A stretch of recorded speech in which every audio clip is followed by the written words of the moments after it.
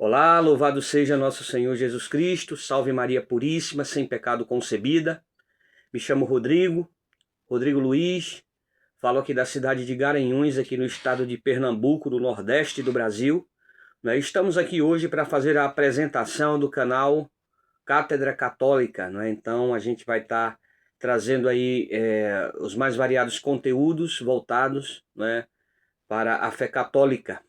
E o objetivo do nosso canal trazer na íntegra todos os documentos, cartas encíclicas dos papas pré-conciliares. Então, nesse tempo de tanta apostasia que a gente está vivendo aí, nesses tempos difíceis, nesses tempos de confusão, então o canal Cátedra Católica é inspirado no trabalho do irmão Ibrahim, do canal A Verdade da Fé Católica. Então a gente vai estar trazendo naquele formato semelhante, é lógico que da nossa forma, do nosso jeito, vamos estar trazendo na íntegra. Então a gente aqui não vai estar trazendo coisas, novidades, ou interpretando ao nosso modo os documentos, os ensinamentos dos papas, dos sumos pontífices, mas a gente vai estar lendo aqui na íntegra, comentando, fazendo alguns comentários. Mas o objetivo principal do canal é trazer esses documentos que são de grande importância, do verdadeiro ensinamento católico, a verdadeira doutrina católica, que trazem para nós ensinamentos eternos, que com certeza vai proporcionar grandes mudanças, grandes transformações na nossa vida. Então esse é o objetivo principal do canal. O canal ele nasce com essa proposta, e eu acho que isso é muito interessante, que isso se dissemine por todo o Brasil, para que outros irmãos, para que outras pessoas possam também dar continuidade, dar voz, à voz dos papas. Então é de suma importância que a gente dissemine isso aí por todo o Brasil, para que as pessoas realmente tomem consciência, esses documentos que foram simplesmente escondidos de nós, assim. A gente que já passou aí por paróquias, dioceses, sempre quando tem estudo de formação, só se estuda Concílio Vaticano II. Então, nada daquilo que tem para trás, nada daquilo é válido para eles, nada para essa nova igreja, tem validade, tem legitimidade antes do Concílio Vaticano II. Até parece que não existe, até parece que não existe, porque simplesmente esses documentos, esses riquíssimos documentos, que têm poder de cura, de libertação, então todo esse conteúdo doutrinário, ele simplesmente foi escondido da gente, então é por isso que às vezes é complicado, porque a gente vê leigo aí, infelizmente se aventurando, se aventurando, porque eu digo no sentido de que de realmente buscar a verdade, buscar o verdadeiro ensinamento, porque isso quem era para estar fazendo eram os sacerdotes, mas nós leigos somos obrigados a tomar essa iniciativa, então nada daquilo que será colocado aqui é um pensamento meu, é aquilo que eu quero ensinar às pessoas, mas na íntegra tudo aquilo, todos os verdadeiros ensinamentos católicos, da igreja católica, que ao longo de todos esses séculos foram praticadas, foram exercidas dessa maneira, mas que a partir do Concílio Vaticano II, desse grande movimento revolucionário que aconteceu dentro da estrutura eclesial da igreja, a gente chegou até onde nós chegamos. Então eu acho que tá bem claro, porque hoje essas pessoas que ali ocupam, a pessoa que ocupa a cátedra de Pedro, as pessoas que ocupam toda a estrutura eclesial ali, hoje elas trabalham no intuito de destruir aquilo que é a fé católica. Essa é a verdade, essa é a única verdade que a gente pode constatar.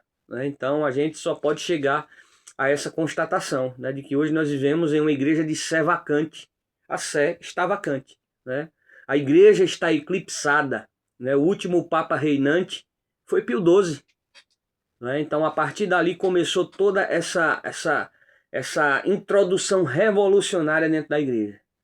Então que a gente possa, iluminados pelo Espírito de Deus, pelo amparo da Virgem Santíssima e guiados por nosso Senhor Jesus Cristo, a gente possa realmente se aprofundar, né? A gente acolher, entender, né, todo o verdadeiro ensinamento católico, né, trazido por todos os papas até Pio XII. Né? Então, a gente vê que quando a gente mergulha nesses documentos, nessas cartas encíclicas, a gente vai vendo o quanto, o que realmente era a atuação de um sumo pontífice legítimo.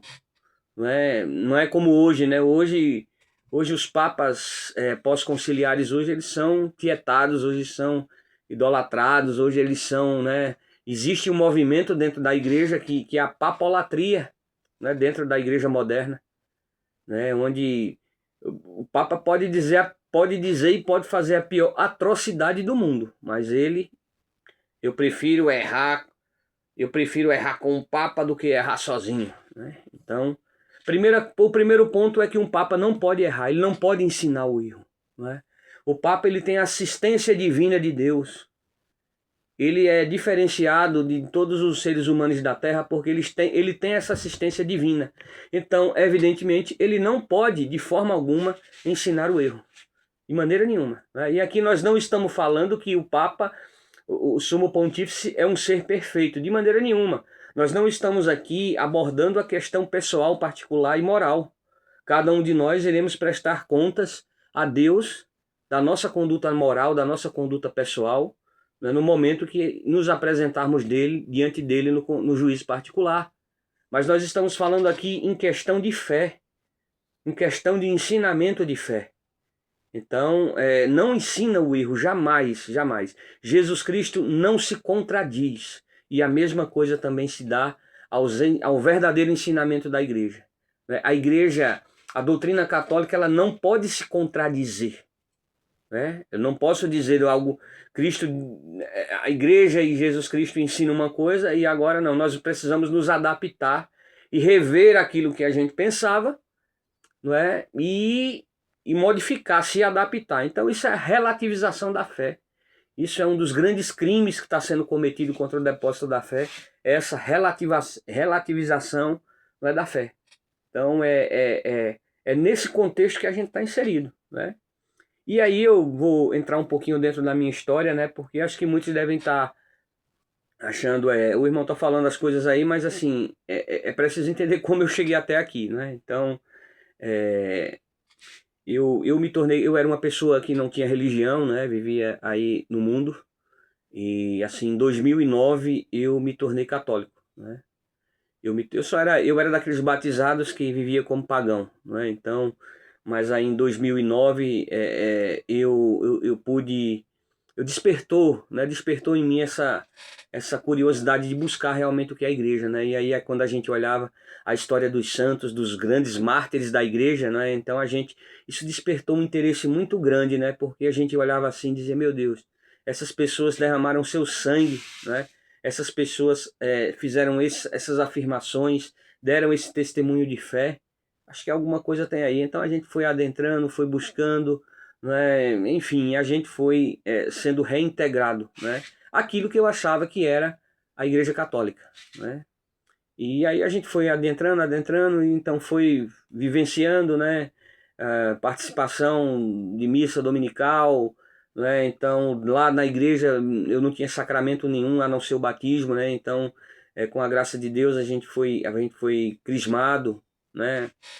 Primeiro, depois a gente recebeu o sacramento do matrimônio, né? Então, e daí a gente foi iniciando uma trajetória dentro da igreja, né? Como qualquer outros leigos que iniciam essa caminhada, né? Então a gente participou do encontro de casais com Cristo, né? Então tivemos a oportunidade de ser coordenador de círculo, de participar de uma equipe dirigente. E isso tudo foi como um aprendizado, e cada vez mais que a gente ia se aprofundando, né? Então a gente ia tendo mais o desejo e a sede de conhecer realmente o que é a doutrina católica, né? Então o próprio SCC como serviço escola, mas também aquela coisa, só era Concílio Vaticano II, só documento Concílio Vaticano II. Não existia outra fonte de estudos, né? Outra fonte de conhecimento a não ser esses. Então a gente foi, a partir dali, percebendo que, mas a igreja começou do Concílio Vaticano II para cá, e antes? O que é que tem antes? Então, É por isso que eu digo, né? A verdade ela foi escondida da gente, né? Porque os documentos pré-conciliares eles trazem muito essa verdade, né? Essa infabilidade papal. Ou seja, não é possível um sumo pontífice ensinar o erro em termos de fé. Então a gente foi vivendo algumas experiências, né? Eu participei durante 15 anos aí de um movimento, certo? De um movimento católico aí, né? Que trabalhava a questão da caridade. A Sociedade São Vicente de Paulo, né? Ou simplesmente os Vicentinos. Então, é uma experiência extraordinária na questão da prática da caridade e do amor ao próximo. Então, realmente é uma instituição que foi criada antes do Concílio Vaticano II, é importante frisar isso, né? A gente sabe mas que infelizmente como toda aquela estrutura que participa desse organismo, né, conciliar sinodal, né, que até a nomenclatura parece que querem modificar agora, né, excluir o católica e colocar essa aberração de conciliar sinodal, né, a sinodalidade, a famigerada sinodalidade. Então tudo isso vai tirando um pouquinho da identidade, mas enfim. Então a gente começou a perceber que algumas coisas, dentro de toda essa nossa caminhada aí, tinha algumas coisas que não estavam, né? Então assim, a gente começou a perceber que o antropocentrismo, né? Ou seja, o homem como centro, foi se sobrepondo ao teocentrismo, que é Deus como centro de tudo, né? Inclusive esse movimento que eu participava tinha muito essa questão, né, de ver o pobre como meu mestre e senhor. Né? Então isso é só um pequeno exemplo, né? Fora as outras coisas que a gente via em todos os ambientes, essa questão da ideologia, né? Teologia da libertação, essa ideologia materialista dentro, nos discursos, nas formações. Então, assim, coisas totalmente abomináveis que não tem nada a ver com o exercício da fé católica, da autêntica fé católica. Então, isso foi fazendo com que fosse gerado questionamentos na gente. A gente se questionava, às vezes a gente se questionava, mas por que isso, né? Então, nas próprias missas, né? Sei lá, aquela coisa sentimentalista, aqueles grupos de cânticos que cantam aquelas canções melosas, né? Músicos que muitas vezes querem ser a estrela, o centro das atenções ali na celebração, homilias patéticas, desastrosas, né? De padres que vêm com esse discurso materialista de teologia da libertação, com seu anel de Tocum no dedo e disseminando seu veneno entre os fiéis. Então a gente vai para a igreja, né? Vai para a missa no intuito de quê? Sedento da palavra de Deus, querendo buscar algo que nos leve à transcendência, que nos dê força para essa caminhada militante nossa como cristão, como católico aqui nessa terra. Né? E a gente chega num domingo, tá lá um padre falando de política, outro falando de ideologia, ideologia mundana, né? Outros contando caos na hora da homilia, piadinha, os fiéis tudo rindo, então aquela algazarra. Então, assim, coisas totalmente, quando não era desse tipo, era aquelas homilias sentimentais, né, pentecostais, de se você está com uma cura, uma necessidade, aquela coisa mais voltada para o carismatismo. Né? Então, tudo isso vai fazendo com que a gente vá gerando questionamentos na nossa caminhada. Ué, o que é que está acontecendo? Alguma coisa não está bem. Eu acho que eu não estou ficando louco. Será que só eu estou ficando louco que não estou percebendo isso, né?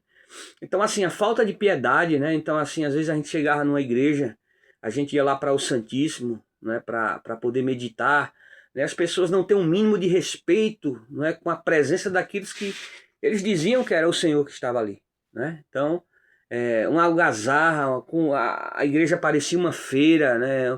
Uma coisa, um algazarra, uma verdadeira balbúrdia, né? Então, assim, a falta de piedade das pessoas, né, no agir, até mesmo na forma de se vestir, né, pessoas que vão praticamente nuas.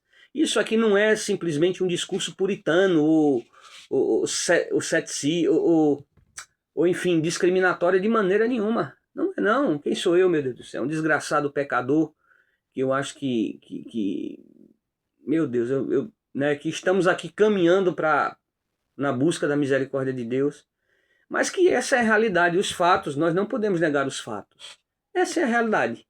Né? Pessoas que não demonstram simplesmente nenhum respeito, nenhum afeto, né, para nosso Senhor Jesus Cristo, a forma de se vestir, então assim, algazarra, né, então nas festas de padroeiro, sorteio, né, fazendo do altar ali um bingo, um sorteio, uma loteria, as festas, pessoas que vão dar aviso totalmente despreparadas lá, que fazem aquela zoada, aquele barulho, toda aquela algazarra, né, e tudo isso o sacerdote simplesmente acompanhando, né, e acho que achando bonito porque não toma nenhuma providência. Mas enfim, tudo isso a gente vai vendo, né, que vai acontecendo, né? Então eu atuei também por 12 anos como catequista de preparação de pais e padrinhos e a gente foi vendo isso, não é? As pessoas realmente estão totalmente descristianizadas. Não tem. Então eu acho que foi lá na catequese do batismo que eu começou a dar o estalo, né? Porque a gente buscava estudar a doutrina católica e a gente via que aquela prática daquele catolicismo moderno ali não trazia mudança para a vida de ninguém. Trazia, nem para mim mesmo. Né? Então alguma coisa está errada, né? Então aí a gente foi começando. Mas foi a partir realmente do aprofundamento que a gente começou a buscar a verdade. Né? Eu tive a oportunidade de trabalhar numa coordenação, né, de um movimento a nível de diocese. E tudo começou lá em 2016, né, com o estudo da carta encíclica Amoris Laetitia, né, que fazia aquela abordagem sobre aquela questão da comunhão para casais de segunda união. Então, quando a gente examina a doutrina católica, e o sacramento do matrimônio, ele é indissolúvel. Ele é indissolúvel.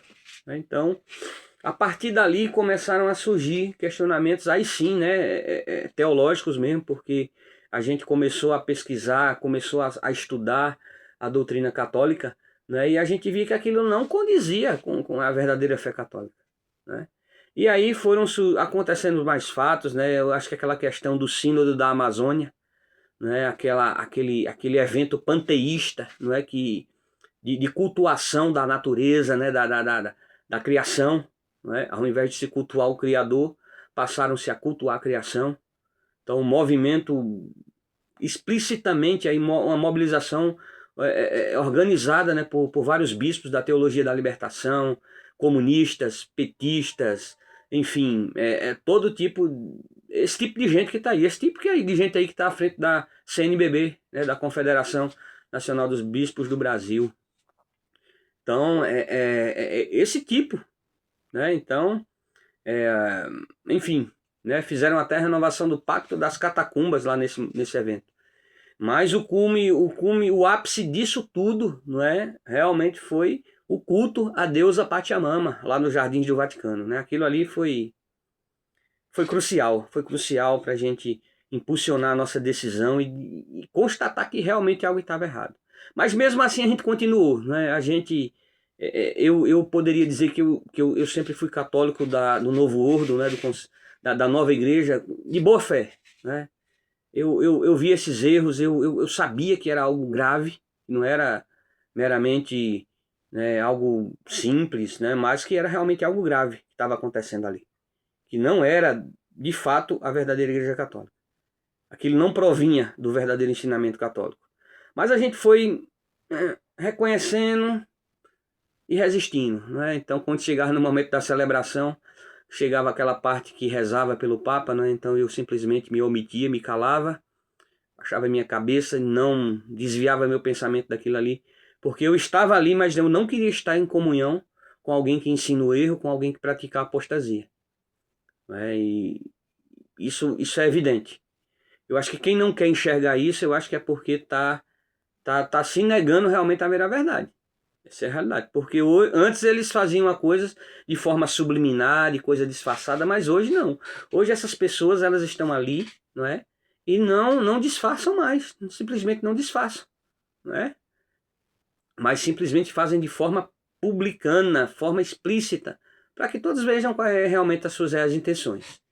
Então aí depois, é interessante, né? Porque prestam culto a Pachamama, e agora recentemente lança um documento questionando e até retirando mesmo o título de corredentora e medianeira de todas as graças da Virgem Santíssima. Então tiram a Virgem Maria e colocam Pachamama. Então isso é um absurdo, isso é algo inaceitável, né? Mas muitos católicos, infelizmente, aí estão aceitando tudo isso em nome da papolatria.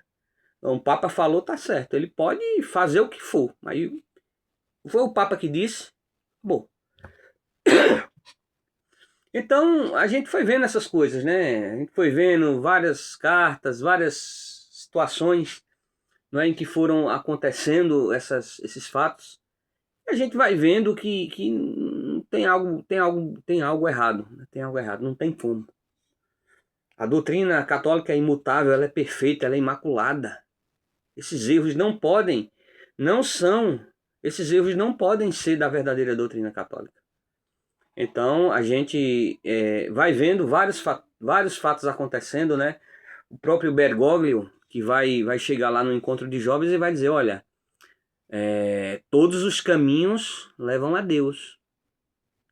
Ou seja, todas as religiões levam a Deus, né? Então se você é satanista, se você é umbandista, se você praticar qualquer tipo de religião, todas levam a Deus. Então isso não é um ensinamento católico.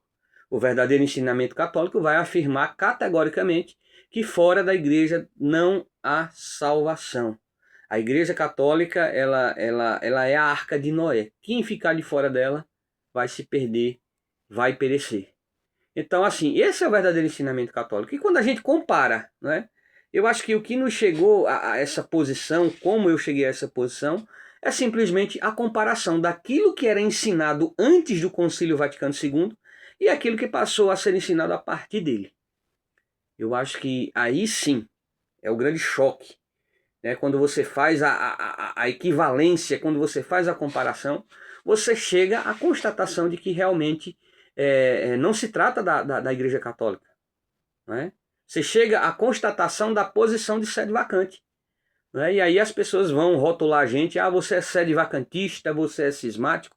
Em primeiro lugar, essa constatação ela não nasceu agora, né? Ela nasceu lá desde quando foi instaurado o Concílio Vaticano II, que houve resistência, né? Aqueles padres resistentes, bispos, cardeais, né? Que foram resistentes a toda essa revolução que aconteceu, toda essa mudança, né? Nasce dali, né? O sede vacantismo, sei lá, eu não me considero sede vacantista, né? Eu me considero católico apostólico romano, né?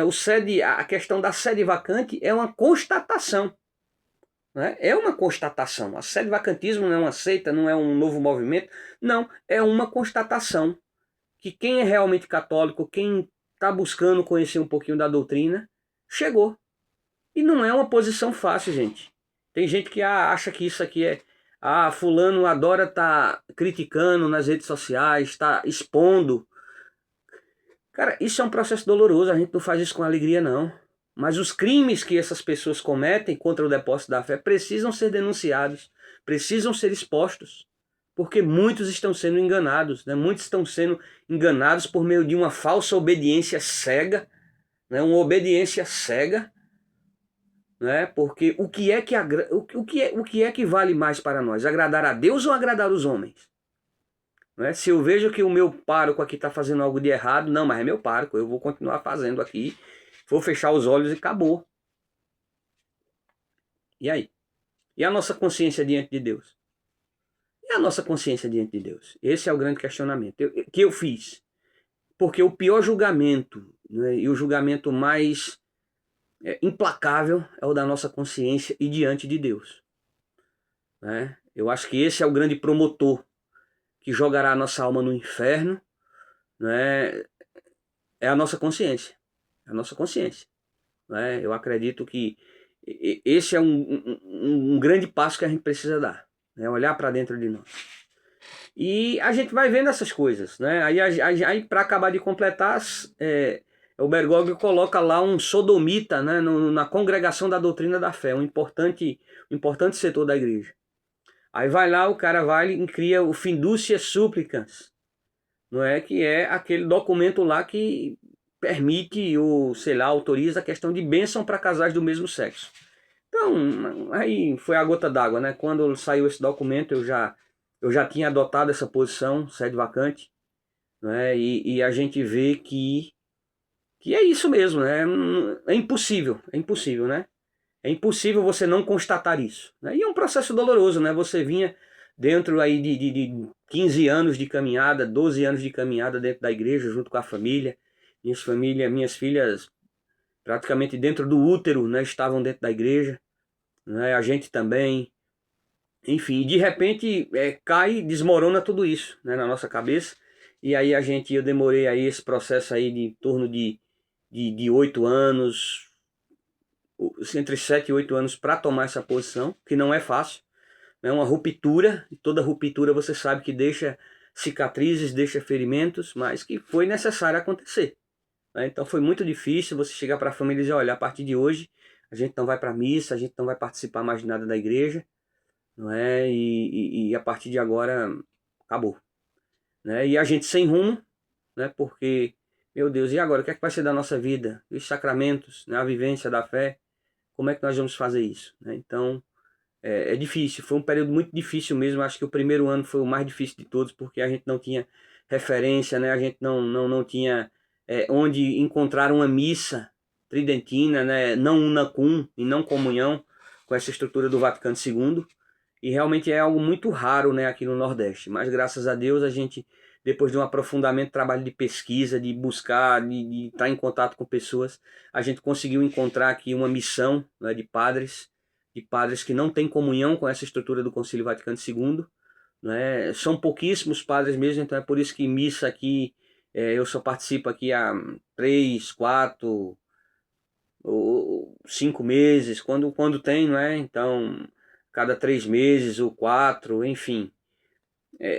Por conta disso, né? Dessa grande dificuldade, o Brasil é um país continental, não é? Então a quantidade de padres que também chegaram a essa constatação e romperam com essa estrutura, com esse organismo que não é a Igreja Católica, não é, certo? Então essas pessoas também chegaram a essa conclusão, né? Então nós acompanhamos aqui, eu participo aí de uma missa, né, durante esse período, né? E a missa mais próxima aqui é a 220 km, né, da minha cidade, né? Que é ou na cidade de Recife, ou então na cidade de São Sebastião, também a quase 200 quilômetros de distância aqui da minha cidade, no estado de Alagoas, né? São Sebastião já no estado de Alagoas e Recife aqui em Pernambuco.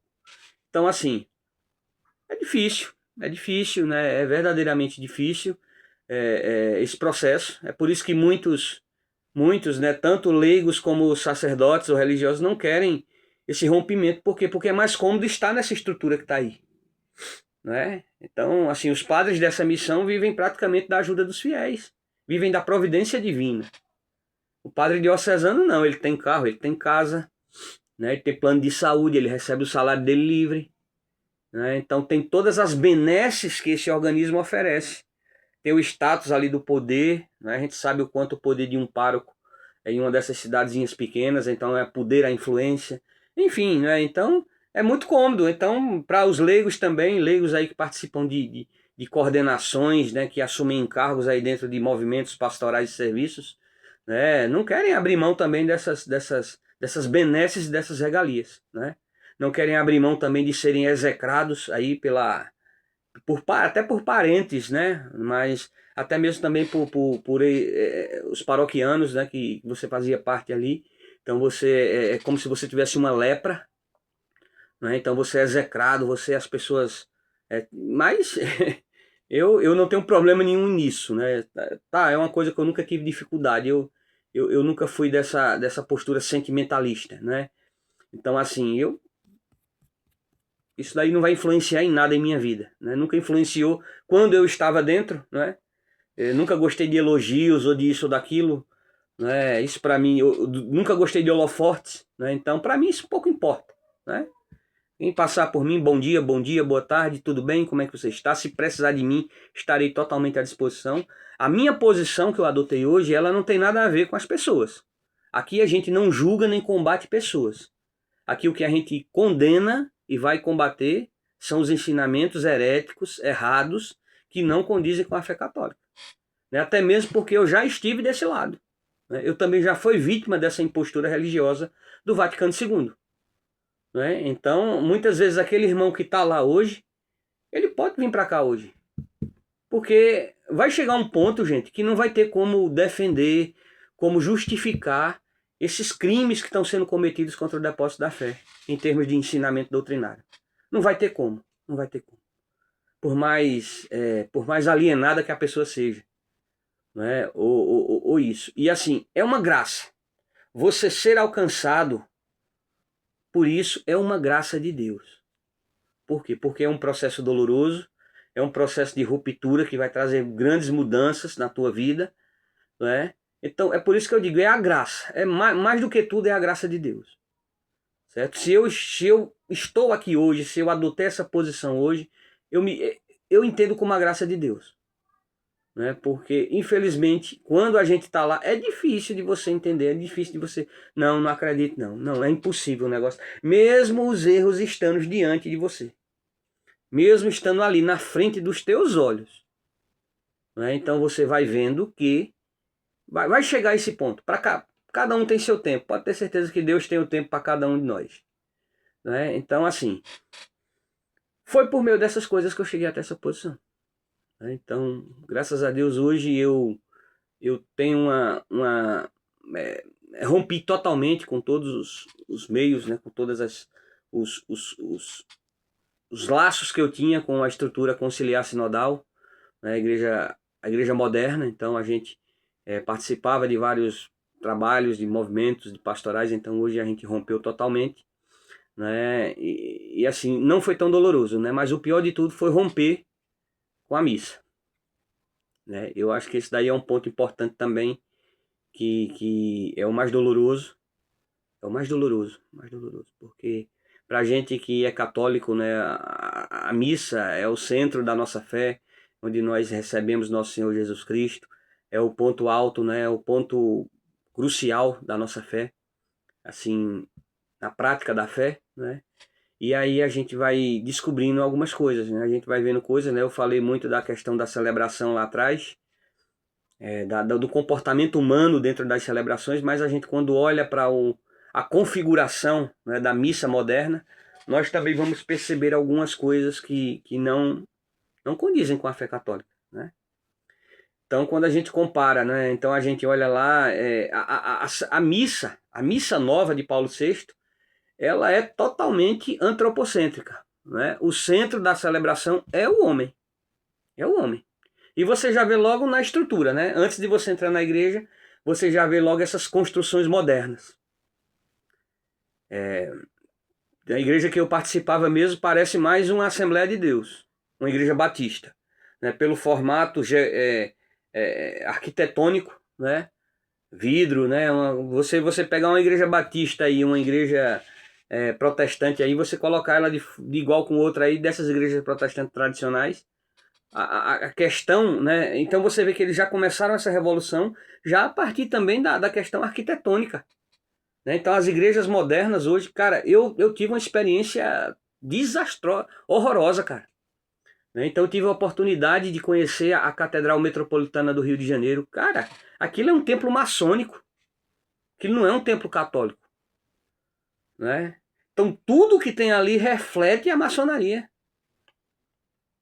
É uma pirâmide, uma coisa, né, totalmente pagã, né?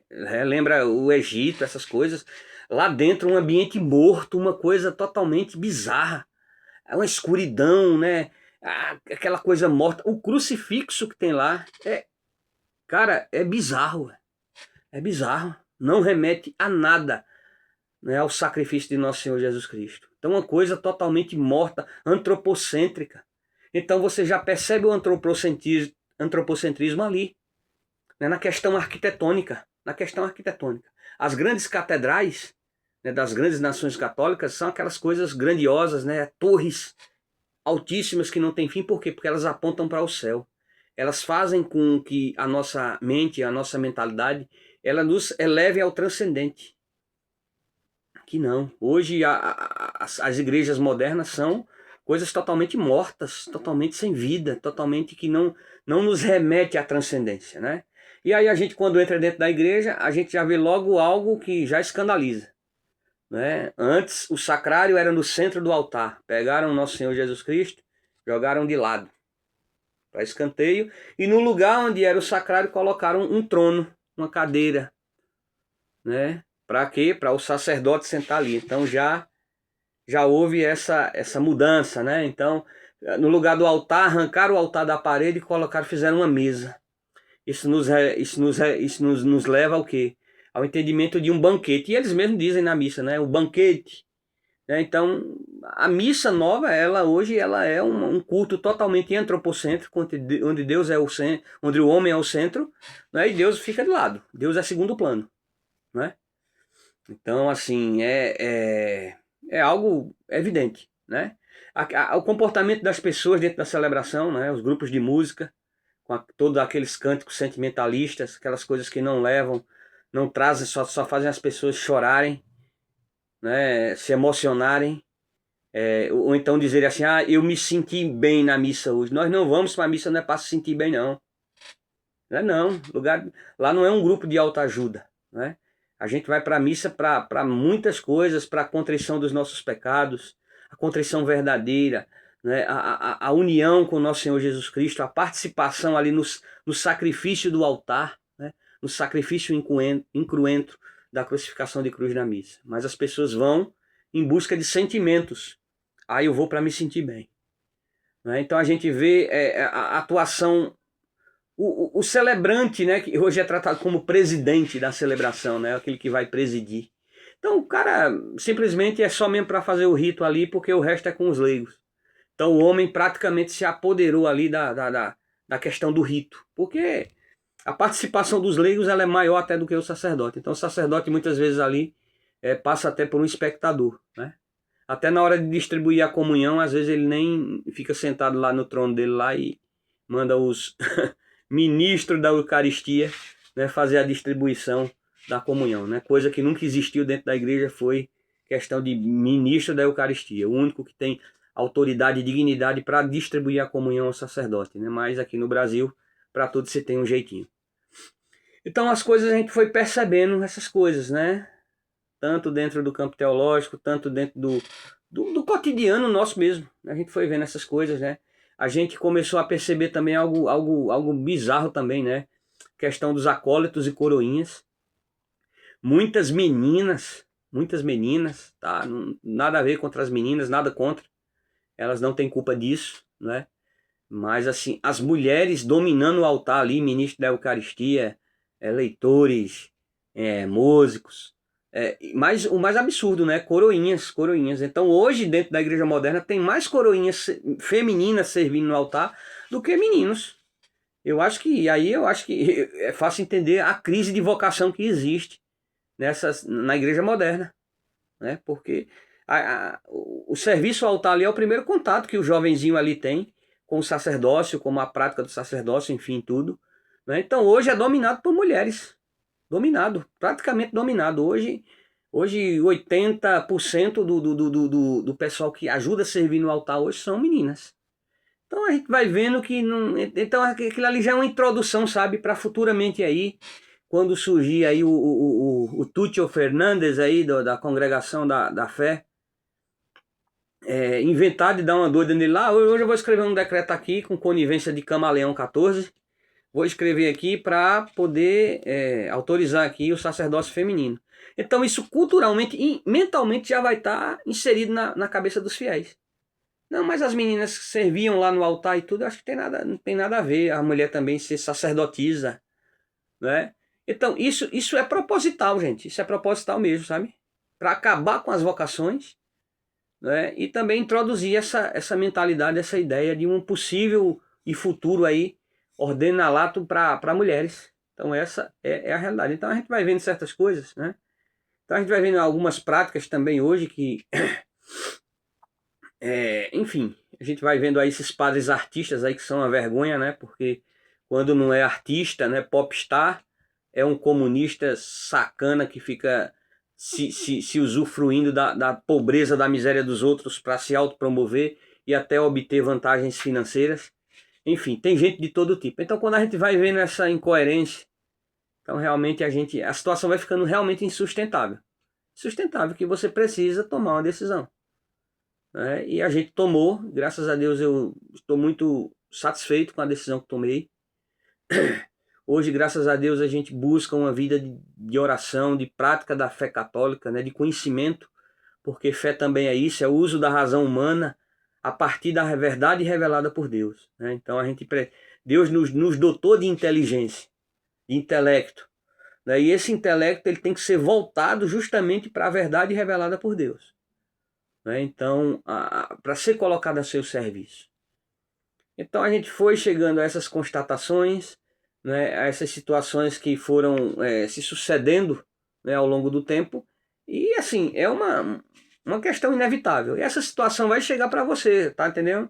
Você aí que é do Novo Zordo, você aí que é modernista, que hoje defende essas ideias heréticas que esses falsos papas aí têm ensinado, né?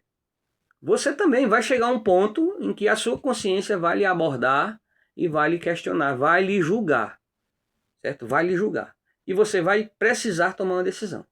Mas aí, né, eu acho que de todos os crimes que foram cometidos, né, aí após o Concílio Vaticano II, eu acho que o mais grave deles foi alterar, foi modificar, foi adulterar o rito da missa. Eu acho que isso aí é imperdoável. Isso aí é um crime grandioso. Porque as coisas de Deus são imutáveis. Porque assim, se eu concordo com isso, não, eu concordo que tem que renovar a missa mesmo. Então você está concordando com Lutero. Porque Lutero achava que até durante 1500 anos o que a igreja vinha fazendo, o que a igreja vinha caminhando, ensinando, estava tudo errado e precisou surgir aquela grande mente brilhante que hoje é atormentada por meio de marteladas no inferno, né? E estava tudo errado e precisava modificar tudo, né? Então, se você concorda que foi preciso realmente modificar a missa, você concorda com Lutero. Porque é a única coisa que os judeus e os protestantes sempre visaram foram a destruição do rito da missa. Então, assim, na minha humilde opinião, eu não acredito que estava tudo errado, porque a missa que sempre sustentou a igreja durante todos esses séculos foi o rito tradicional romano, ou a missa tridentina, né, o rito antigo. Então, durante todos esses séculos, foi celebrado até ali.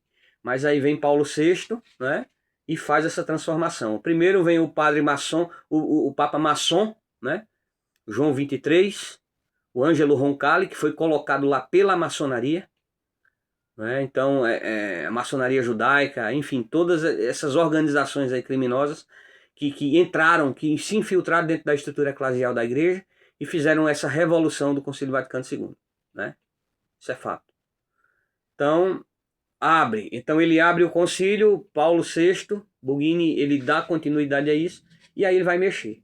E aí, gente, a grande descoberta é quando você vai buscar, pesquisar quem foi o grupo que elaborou o novo rito, a Missa Novo Ordos, né?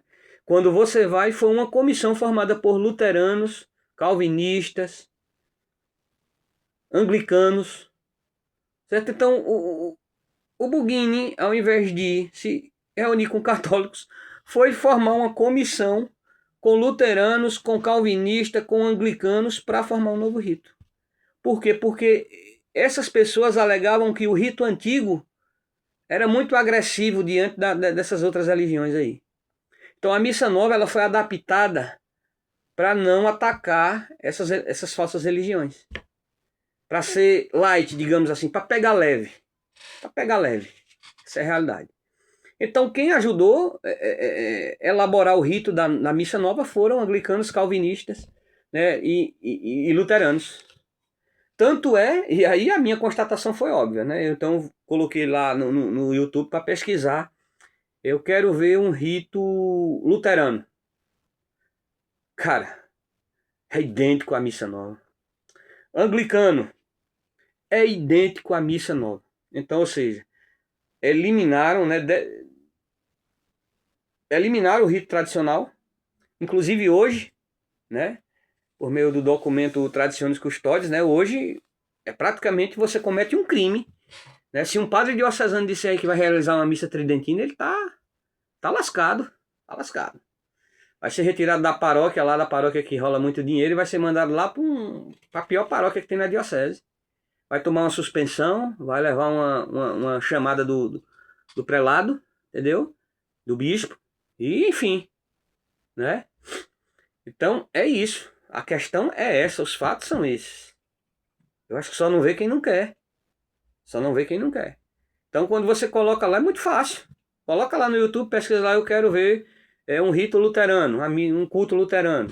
Ah, eu quero ver a missa anglicana, né? Religiões cismáticas, né? Movimentos cismáticos que romperam, que são inimigos da igreja. Então foram os inimigos da igreja que ajudaram Bugini, Paulo VI, a elaborar o rito da missa nova. Acabou, pô. Acabou, não tem... Esse é o golpe crucial. Esse é o ponto, esse é o ponto ali, onde você tem que se decidir.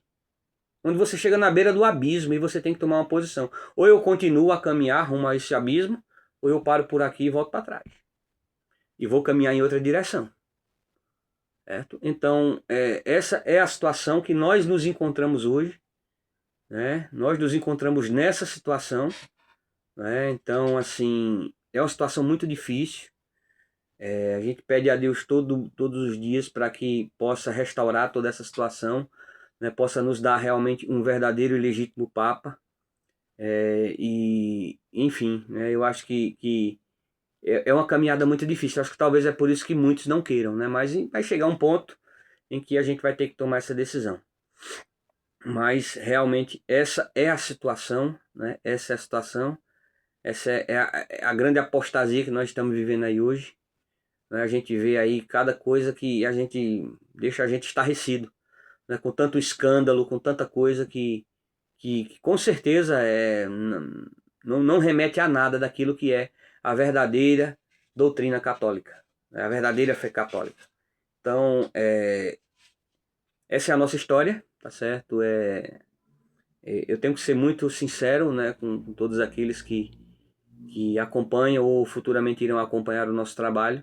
Mas esse é o nosso objetivo, vai ser esse, tá certo, gente? É trazer a verdadeira doutrina para que mais pessoas possam, pelo menos, despertar o interesse em conhecer. Porque hoje, o católico modernista, hoje, ele não conhece nada da sua fé.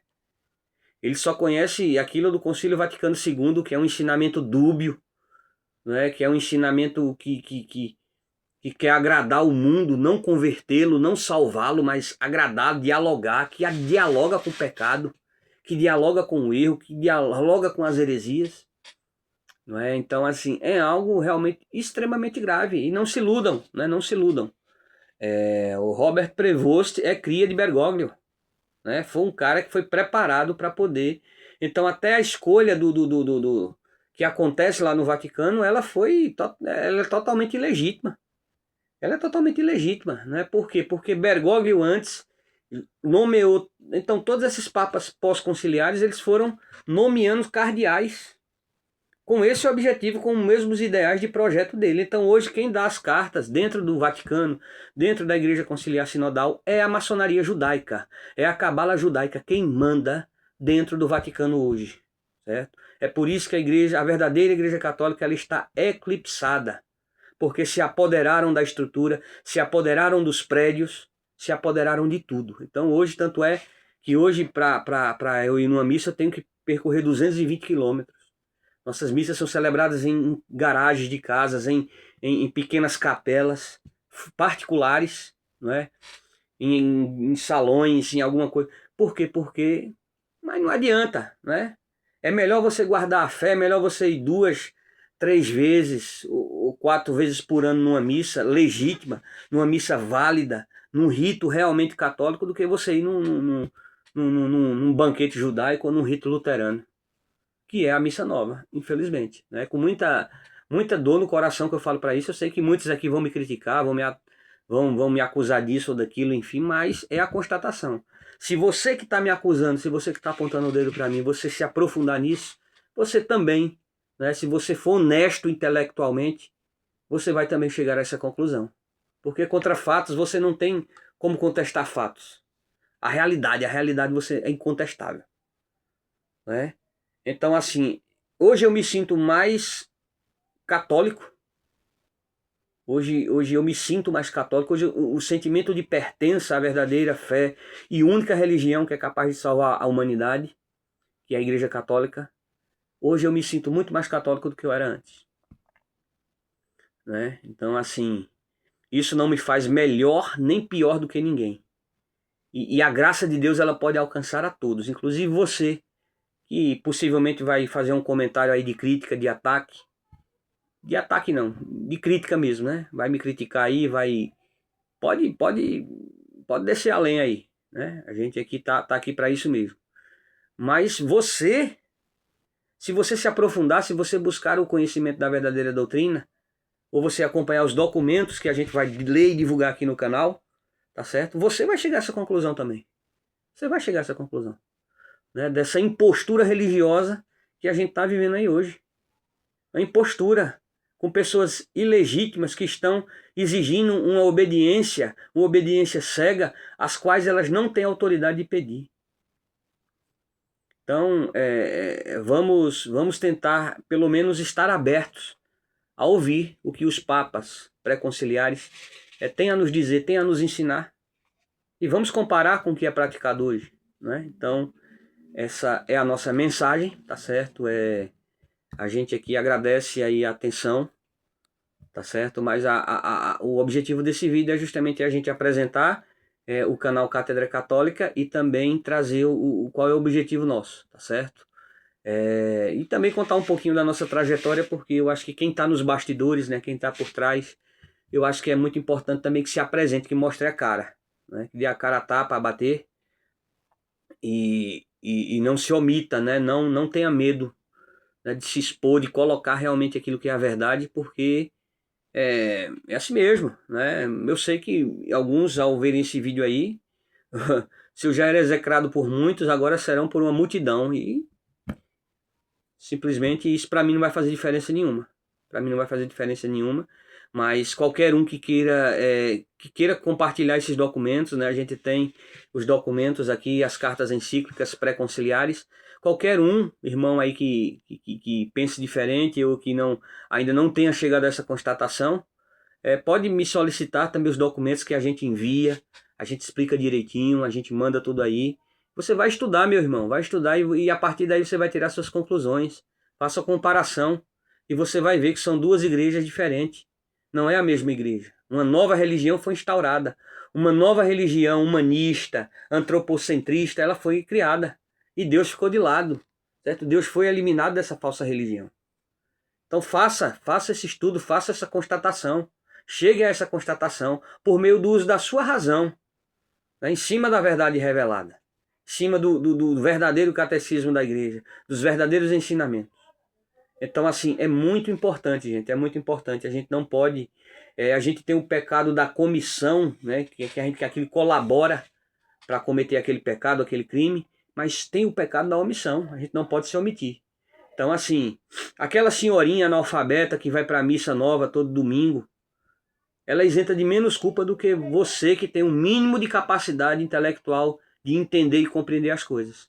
Ela será menos cobrada diante de Deus do que você, que tem um mínimo de capacidade intelectual para entender tudo isso que está acontecendo ao nosso redor. Certo? Então, desde já fica o meu convite aqui, o meu agradecimento pela sua atenção e o convite, tá certo? Qualquer questionamento, qualquer coisa, a gente está aberto aí. Vai deixar os nossos contatos aí no canal. Quem quiser entrar em contato para a gente fornecer os documentos, repassar os documentos, as cartas encíclicas, nós estaremos totalmente à disposição, certo? Independentemente se você concorda comigo ou não concorda, mas se você quiser conhecer esses documentos, a gente vai estar enviando para vocês. E aí, né, a gente vai estar fazendo o trabalho aqui no canal de YouTube, Cátedra Católica, sem nenhum tipo de pretensão, apenas isso, né? Apenas difundir, disseminar aquilo que outros irmãos já começaram a fazer, né, de forma muito boa, né? Eu acho que isso me ajudou bastante, né? A gente vê várias reflexões aí de alguns padres, de freis, né, e de leigos também que têm feito esse trabalho de acompanhar esse trabalho, tá certo?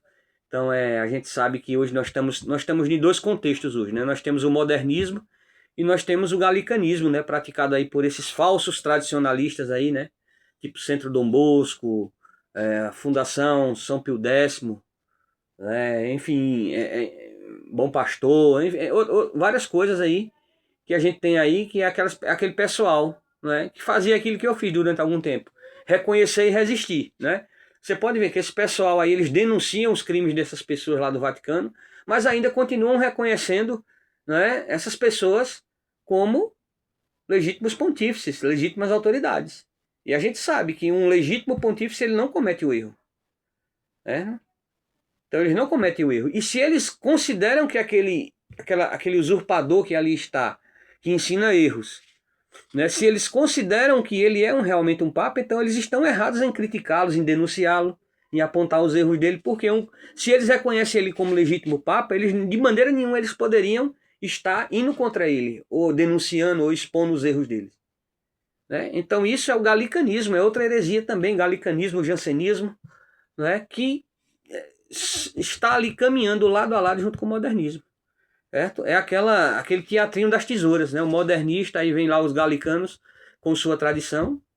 Então, se tiver, mesmo que seja uma missa tridentina, vá para uma missa tridentina não na cum, né? Ou seja, em não comunhão com essa estrutura que aí está. Né? Porque se você for para uma missa tridentina, mesmo sendo missa tridentina, mas for em comunhão com essa estrutura que está aí, com esse organismo maçônico que está aí, que está comandando o Vaticano, você vai estar na mesma condição que um modernista, mesmo participando de uma missa tridentina. Então procure uma missa tridentina, tá certo? A gente aqui tem os contatos, a gente tem aqui como chegar, como você ter acesso a uma missa tridentina verdadeiramente católica. Então se você tiver interesse de conhecer, de ter o acesso, de ter o contato, certo? A gente também vai poder estar disponibilizando para tentar viabilizar aí essa caminhada, essa trajetória que eu também fiz até aqui, né, mas que com certeza valeu a pena, né? Cada passo, cada renúncia, cada sofrimento valeu muito a pena, tá certo? Então, desde já eu quero mais uma vez agradecer a você que acompanhou, né? Você que acompanhou esse vídeo, né? Peço que reze por nós, para que a gente possa dar continuidade a esse trabalho, tá certo? Para que a gente possa difundir os ensinamentos, né, doutrinários da verdadeira Igreja Católica, para que a gente possa alcançar mais pessoas, para que a gente possa ser canal da graça de Deus, né, para que tudo seja feito em nome de Deus, para a honra e glória de Deus. Né? Então a gente vai pedir a Deus que nos ilumine, que nos guie, né, que tenha misericórdia da nossa pobre alma, né, que é imperfeita também, que tem suas falhas, mas que a cada dia procura tentar se reerguer. Que Deus nos ajude nessa caminhada, que a Santíssima Virgem interceda por todos nós nessa caminhada e que enfim, né? É nisso que confiamos, é nisso que confiamos. Então vamos rezar um Pai Nosso, rezar uma Ave Maria, para agradecer a Deus, não é, por esse momento, por essa oportunidade que eu tenho de agora poder me comunicar com outros irmãos, com todos aqueles que acompanham aí o nosso trabalho do canal Cátedra Católica, né? Então a gente tem a página lá no Facebook e também o canal no YouTube, tá certo? Aí a gente está avaliando aí a possibilidade de criar um perfil no Instagram, mas como eu disse, a gente quer fazer aqui um trabalho muito simples. A gente não está aqui em busca de notoriedade, em busca de ganhar dinheiro, como muitos fazem aí, de ganhar, de se monetizarem. Não, aqui é um canal de comunicação, onde a gente quer simplesmente partilhar aquilo que Deus nos deu. Aquilo que Deus nos deu. Então, eu tenho o meu trabalho, tenho minhas atividades, eu não, de maneira nenhuma, tenho pretensão nenhuma de depender disso aqui, certo? Mas o que eu quero é chegar a mais pessoas. Uma pessoa só que eu conseguir alcançar, eu acho que já o trabalho já é válido, tá certo? Então, é com esse espírito, é com essa perspectiva que a gente inicia esse trabalho, e a gente também pede a oração de todos vocês, né? Que a gente sabe que Não é um trabalho fácil, é um trabalho que requer dedicação, estudo, né? A disponibilidade de tempo para estar poder se preparando para apresentar alguma coisa. E aí eu peço até a paciência de vocês um pouco, se a gente não tiver muitas sequências de vídeo assim uma atrás da outra, mas é devido realmente às nossas limitações, né? Como pai de família, como aquele que provém um sustento para uma família, a gente precisa ter também o nosso tempo para o trabalho. Mas todo o tempo que eu tiver livre, assim, a gente vai poder estar sempre trazendo algum conteúdo aqui para alimentar o canal, para fazer com que essa comunicação chegue a todos vocês, tá certo? Então, desde já eu agradeço a todos e peço orações. Por isso vamos encerrar esse momento rezando um Pai Nosso e uma Ave Maria. Pai nosso que estais nos céus, santificado seja o vosso nome. Venha a nós o vosso reino, seja feita a vossa vontade, assim na terra como no céu. O pão nosso de cada dia dai-nos hoje e perdoai-nos as nossas dívidas, assim como nós perdoamos aos nossos devedores. Não nos deixeis cair em tentação, mas livrai-nos do mal. Amém. Ave Maria, cheia de graça, o Senhor é convosco. Bendita sois vós entre as mulheres e bendito é o fruto do vosso ventre, Jesus. Santa Maria, Mãe de Deus, rogai por nós, pecadores, agora e na hora de nossa morte. Amém. Em nome do Pai, do Filho e do Espírito Santo. Amém. Louvado seja nosso Senhor Jesus Cristo. Salve Maria Puríssima, sem pecado concebida.